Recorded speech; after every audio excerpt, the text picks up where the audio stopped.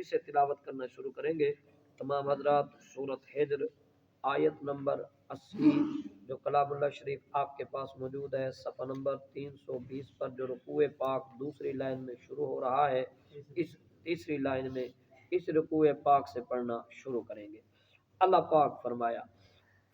بسم اللہ الرحمن الرحیم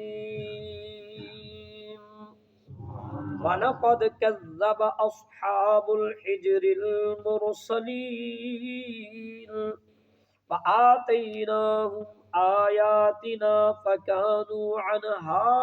مُعْرِضِينَ وَكَانُوا يَنْحِتُونَ مِنَ الْجِبَالِ بُيُوتًا آمِنِينَ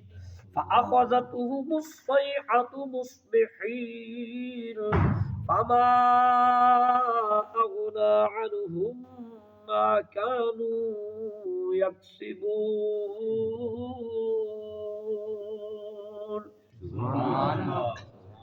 اللہ پاک فرمایا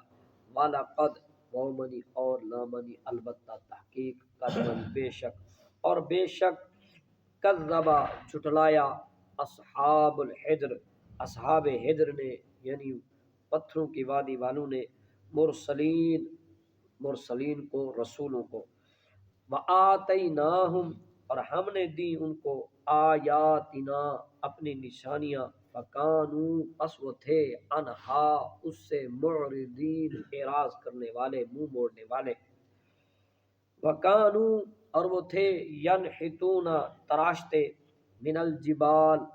پہاڑوں میں بیوتن گھروں کو آمنین تاکہ وہ امن سے رہیں فاخذتهم الصیحہ پس پکڑ لیا ان کو خود منی پکڑنا فاخذتهم پس پکڑ لیا ان کو صیحہ ایک چنگھاڑ نے ایک چیخ نے مصبحین صبح صبح فما اغنا تو پس نہ کام آیا عنہم ان کے ما کام جو انہیں بچاؤ کے لیے کر رہے تھے۔ چند آیت بینات تلاوت کرنے